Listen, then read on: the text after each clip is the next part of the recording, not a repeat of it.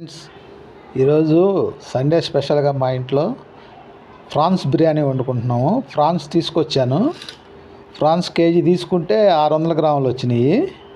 పప్పు పోలిస్తే పప్పు 600 గ్రాములు వచ్చింది. ఇదిగో ఈ పప్పు మనం ఇంటికి తెచ్చుకున్న తర్వాత దీని లోపల ఇలాగ ఉంటుంది పేగు.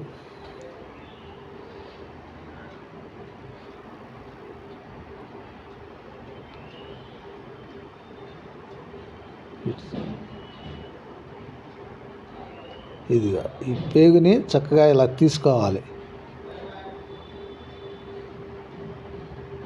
ఇదిగా ఇలా ఉంటుంది లోపల పేగు. ఈ పేగుని తీసుకుంటేనే, లేకపోతే ఏంటంటే మనకు ప్రమాదకరం. ఇది ఇలా తింటే ఇది తీసేసుకొని వేసుకోవాలి. ఇట్లా ప్రతి దాంట్లోనూ ఉంటుంది. నిదానంగా కొంచెం లేట్ అయినా సరే ఇట్లా ఒలుచుకోవాలి. ఇదిగా ఇలా ఇలా సన్న పేగు. ఇదిగో ఇది ఇట్లా నల్లగా ఉంది చూసారా?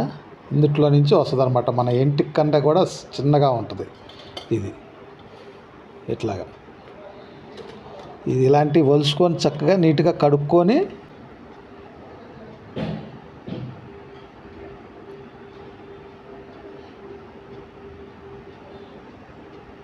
ఈ పేగు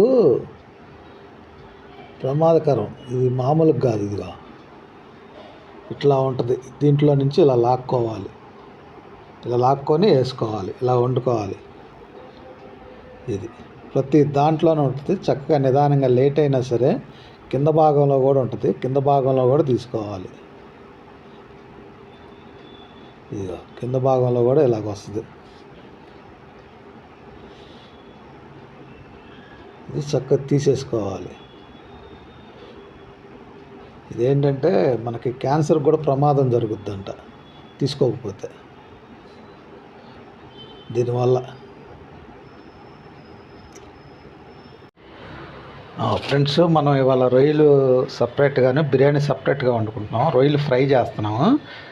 దాంట్లోకి కావాల్సిన మసాలా బిర్యానీలోకి సరిపోద్ది, రొయ్యల్లోకి సరిపోద్ది అనమాట.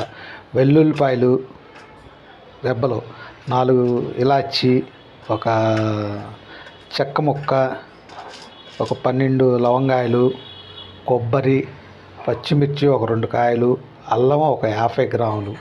ఇవన్నీ మిక్సీ చేసుకుందాం. మిక్సీ చేసుకున్నాక పొయ్యి మీద వేసుకునేటప్పుడు చూద్దాం మళ్ళీ. ఓకే ఫ్రెండ్స్, ఇదిగో మసాలా వేసేసుకున్నాం మనం మిక్సీలో. ఇది కొద్దిగా బిర్యానీలోకి, కొంచెం రొయ్యలు ఫ్రైలోకి, అందులో సగం ఇందులోకి సగం.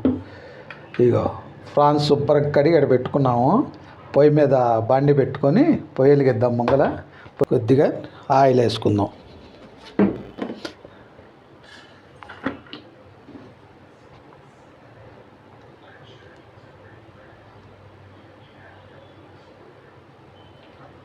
ఆయిల్ కొంచెం ఎక్కువ వేసుకోవాలి. ఎందుకంటే మనం ఫ్రై కదా చేసుకునేది. జనరల్గా కర్రీలోకి వేసుకునే దాని మీద కూడా కొంచెం ఒక 25 గ్రాములు 30 గ్రాములు ఎక్స్ట్రా వేసుకుంటే మనకి ఫ్రైకి బాగుంటుంది. ఓకే, ఒక 100 గ్రాముల దాకా వేసాను. ఫస్ట్ ఏంటంటే ఇందులో ఫ్రాన్స్ వేసుకోవాలి. ఫ్రాన్స్ వేసుకుంటే దాంట్లో ఉన్న నీరంతా ఇదైపోద్ది. తర్వాత అప్పుడు మసాలాలు వేసుకొని చక్కగా తిప్పుకుంటే ఫ్రై లాగా చక్కగా వస్తుంది. నూనె ఆయిల్ వేడెక్కుతుంది. ఒక 2 నిమిషాలు హీట్ ఎక్కిన తర్వాత వేద్దాం. ఆయిల్ వేడెక్కింది. దాంట్లో ఫ్రాన్స్ వేసుకుందాం. ఇప్పుడు రొయ్యలు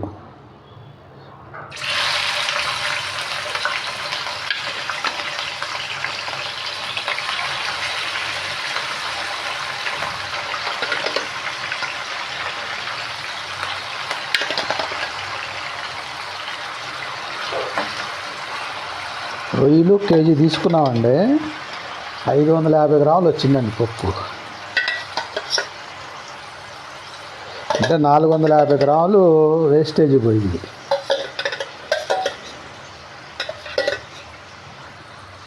ఇది ఇందుట్లో ఉన్న నీరంతా మగ్గిందాక కొంచెంసేపు ఇలా తిప్పుకుంటా కొంచెంసేపు మూత పెడదాం. ఒక 5 నిమిషాలు పట్టుద్దిలేండి. 5 నిమిషాలు పడితే కానీ ఈ నీరంతా పోదు. ఒక 5 నిమిషాలు మూత పెట్టుకుందాం. ఒక 5 నిమిషాలు మూత పెట్టుకుందాం. ఫ్రెండ్స్, ప్రాన్స్ వాటర్ అంతా ఎగిరిపోయింది. ఇందుట్లో మనం ఇప్పుడు కొద్దిగా ఉప్పు పసుపు వేసుకుందాం. వేసుకొని మసాలా వేసుకుందాం. ఫస్ట్ ఉప్పు వేసుకుందాం. అంటే ఉప్పు సాల్ట్ కాకుండా ఉప్పు కళ్ళు వేస్తున్నాం. కళ్ళు ఏంటంటే టేస్ట్ వస్తుంది. సాల్ట్ మీద కూడా కొద్దిగా సరిపడా వేసుకోవాలి, మరీ ఎక్కువ వేసుకోకూడదు. సుమారుగా చాలకపోతే మళ్ళీ వేసుకోవచ్చు. ఎక్కువైందంటే తినాలన్నా తినలేం.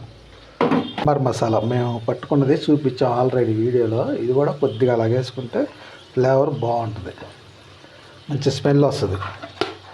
అలాగే ఒక చిటికెడు పసుపు కూడా వేసుకున్నాం.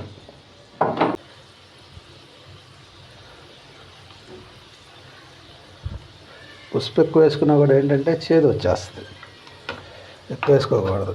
ఓకే, ఇది ఒకసారి కలపెట్టుకుందాం.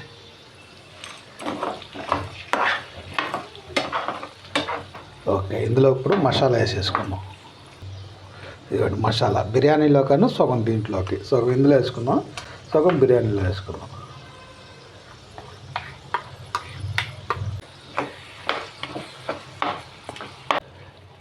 ఇందులో ఆనియన్స్ కూడా వేసేసుకుందాం. ఆనియన్స్ కొద్దిగా చిన్నదొకటి పెద్దదొకటి 2 కోసుకున్నాం. కొంచెం ఇందులోకి కొద్దిగా బిర్యానీలోకి వేసుకున్నాం.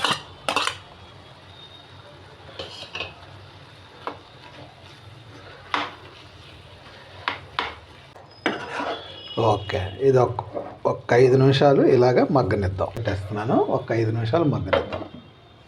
అనుకున్నామండి. ఒకసారి మూత తీసి చూసుకుందాం ఎంతవరకు వచ్చిందో. కొద్దిగా కలబెట్టుకుందాం. ఇందుట్లో కొంచెం పుదీనాకు వేసుకుందాం ఫ్లేవర్ కోసం. స్మెల్ బాగుంటుంది, ఆరోగ్యానికి మంచిది కడుపులోకి.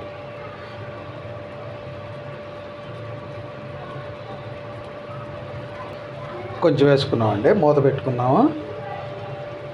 అది కూడా మగ్గుద్ది. దాంతోపాటు మళ్ళీ ఒక 5 నిమిషాలు ఆగి చూద్దాం.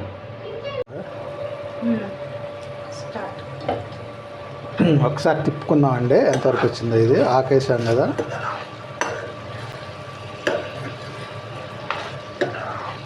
ఇది ఫ్రై కాబట్టి ఇంకా ఎసరు అవసరం లేదండి. ఉల్లిపాయల వాటరు ఈ ఆయిల్లోనే దీంట్లోనే చక్కగా మగ్గుతుంది. ఒకసారి మూత తీసి చూసుకున్నామండి ఎంతవరకు వచ్చిందో. తిప్పుకుందాం ఒకసారి ఎలాగుంది కూర. మసాలా కూడా వేగిందండి. కాస్త కారం వేసుకుందాం దీంట్లో లైట్గా. ఆల్రెడీ 2 పచ్చిమిరకాయలు వేసాం, పెద్ద సైజు కాయలు. కొంచెం కారం వేసుకుందాం. దగ్గరకు వచ్చింది కూర కూడా చక్కగా. కొద్దిగా కారం వేద్దాం. కొద్దిగా ఒక 30 స్పూను, ఎక్కువ అవసరం లేదు ఎందుకంటే పచ్చిమిరకాయలు వేసుకున్నాం ఆల్రెడీ, అదే సరిపోద్ది. మరీ మంటగా ఉంటే తినలేం. ఒక 2 నిమిషాలు అలా మూత పెట్టుకుందాం. మగ్గుద్ది కారం కూడా. మగ్గిన తర్వాత తిప్పుకుంటే దాని టేస్ట్ వేరుగా ఉంటుంది. మూత తీస్తున్నాను. కారం ఒకసారి తిప్పుకున్నాము. కారం ఏంటంటే అందరూ ఉండలు కట్టుకుంటుంది అనుకుంటారు. అవసరంలా ఇలా వేస్తే ఏంటంటే కారం కూడా చక్కగా ఇదిగా ఉంటుంది. ఇది ఒక టేస్ట్ వస్తుంది ఇలాగా. కొంతమంది ఏంటంటే వేసుకోగానే తిప్పుకుంటారు, పర్వాలేదు, ఎవరి టేస్ట్ వాళ్ళది. ఇది మనకు ఒక రకమైన టేస్ట్ వస్తుంది తిప్పుకోవడం వల్ల. ఉడికింది. ఇంట్లో కొద్దిగా కొత్తిమీర వేసుకుందాం.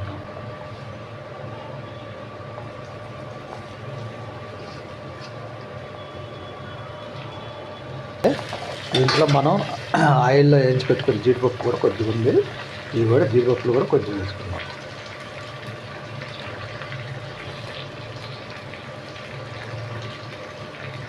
కలపెట్టుకుందాం. ఒక 2 నిమిషాలు ఆకు కూడా మగ్గుద్ది. ఒక 2 నిమిషాలు అలా ఉంచి తిప్పుకొని దించేసుకుందాం. ఒకసారి దించుతున్నాను, మూత తీస్తున్నాను. ఒకసారి తిప్పేసుకొని దించేసుకుందాం. ఇంకా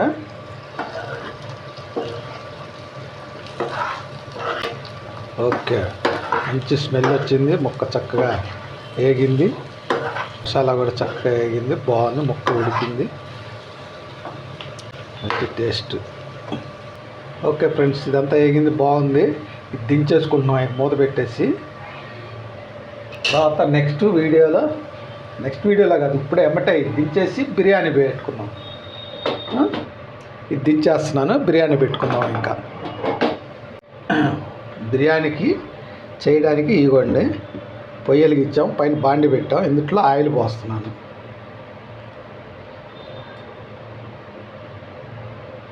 అంటే 3 గిద్దలే వండుకుంటున్నాం బిర్యానీ.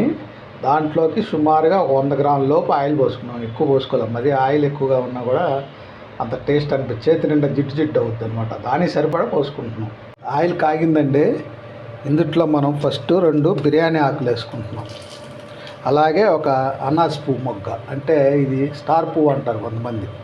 అలాగే 2 యాలక్కాయలు, ఒక 2-3 చెక్క ముక్కలు, దాల్చిన చెక్క ముక్కలు వేసాం చిన్నవి. అలాగే ఒక 5-6 లవంగాయలు వేస్తున్నాం. అది తిప్పుకుందాం కొద్దిగా. కూడా వేసుకుంటున్నామండి.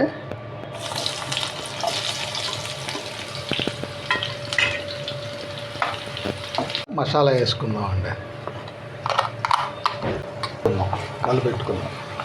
మసాలాలే ఎగుతాయి అంటే కొద్దిగా లైట్గా. ఇందుట్లో కూడా పచ్చిమిరకాయలు, టమాటాలు ఇవ్వండి, పచ్చిమిరకాయలు, టమాటాలు ఇవి కూడా వేసి తిప్పేసుకుందాం.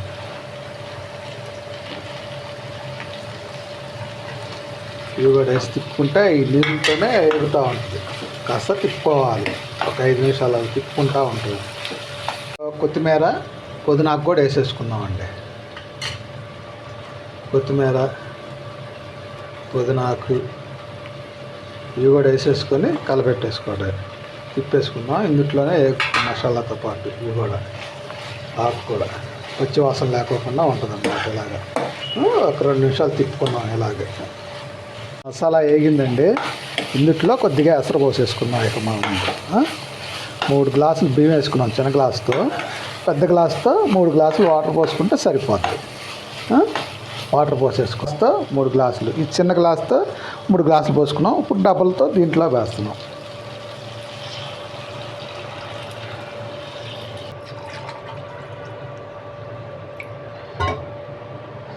అండి 3 గ్లాసులు వాటర్ పోస్తాం.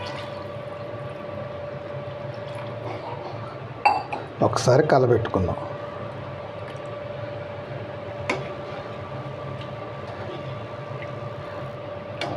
కొద్దిగా కలబెట్టుకుంటున్నాం అండి ఇది శుభ్రంగా. ఇందుట్లోనే కొంచెం ఉప్పు వేసుకుందాం. ఈ నీళ్ళల్లో అయితే ఉప్పు కరుగుద్ది అనమాట. మనం సాల్ట్ కాదు వాడేది, కల్లుప్పు వాడుతున్నాం. మనకి రుచికి తగినంత వేసుకోవడమే సుమారుగా.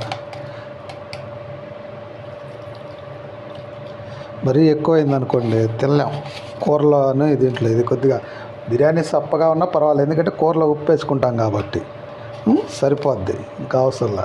ఒకసారి కలబెట్టేసుకొని మూత పెట్టుకుందాం.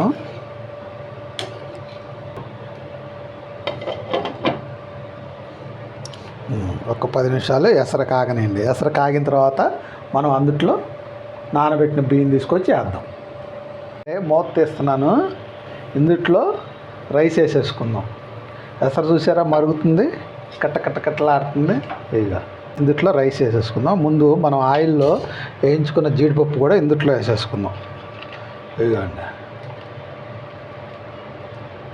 ఆయిల్లో వేయించుకున్న జీడిపప్పు. అట్లాగే రైస్ వేసేస్తున్నాను అందుట్లో.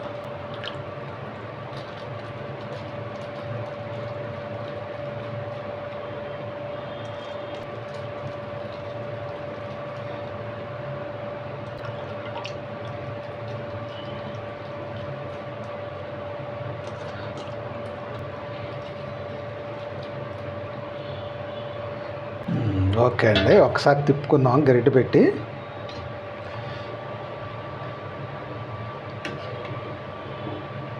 ఓకే, మూత పెట్టుకుందాం అండి. ఒక 10 నిమిషాల్లో మగ్గుద్ది. మూత పెట్టేసుకుందాం.